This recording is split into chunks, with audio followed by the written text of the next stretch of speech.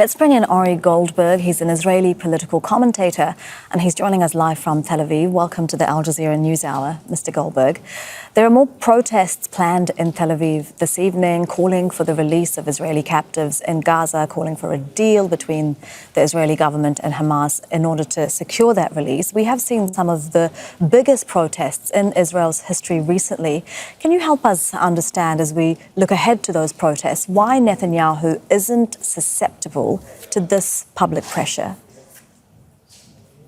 Because this public pressure is still perceived as partisan, as motivated by domestic Israeli political considerations, and Netanyahu feels quite comfortable being perceived as the leader of the anti-protest side, even if he is attacked and criticized by hundreds of thousands of Israelis who are taking to the street.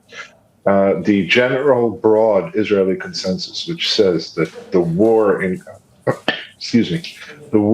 Gaza, the stated goal of the destruction of Hamas, that these are still legitimate. Netanyahu builds on a broad support from all Israelis for that, which is why he, as of now, remains unfazed by these demonstrations, which really are probably the largest Israel has ever seen.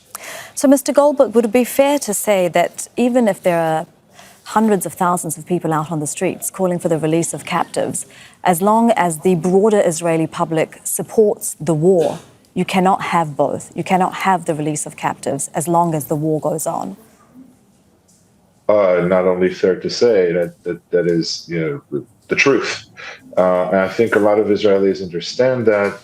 I think the size of the demonstrations and the extent of the anger has to do with this unresolved paradox, because for long months, the Israeli public lived with the understanding, this is what it was told by its government, that the two stated goals of the quote-unquote war in Gaza, that is the return of the hostages and the destruction of Hamas, are both commensurate and complementary. I think the recent death of the 6 hostages in a tunnel in Rafah, just minutes before IDF forces reached them, made it clear to many Israelis that these goals are contradictory, that as long as the war goes on, the hostages will not be returned.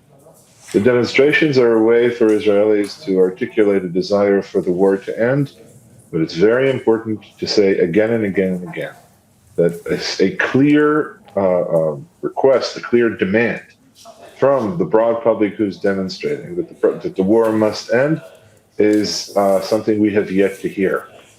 In fact, a prominent group of demonstrators called the High-Tech Protest, that is funded by senior high-tech leaders in Israel, just came up with a new slogan last week.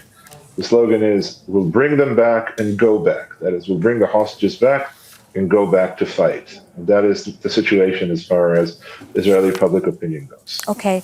Mr. Goldberg, today our lead story on Al Jazeera has been the funeral of the American-Turkish activist. And we've seen the international criticism and condemnation of her killing. We've heard from the most senior American officials saying that there needs to be changes, that the Israeli security forces need to change how they operate. Do you think that this killing will lead to any changes?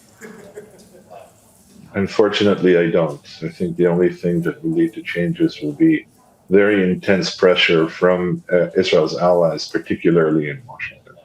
I don't believe Israel has it within it, the political capacity and even the political will to change the way military forces act. I'll add that actions in the West Bank are, if the war in Gaza is somehow contested, military actions in the West Bank are seen as a necessary part of Israel's war on terror, and there's a very, very broad, overt consensus that supports them.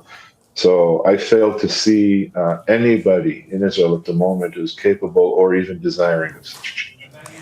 Mr. Goldberg, it's always great to get your thoughts on Israel. That is Ori Goldenberg joining us live from Tel Aviv. Thank you for having me. Make sure to subscribe to our channel to get the latest news from Al Jazeera.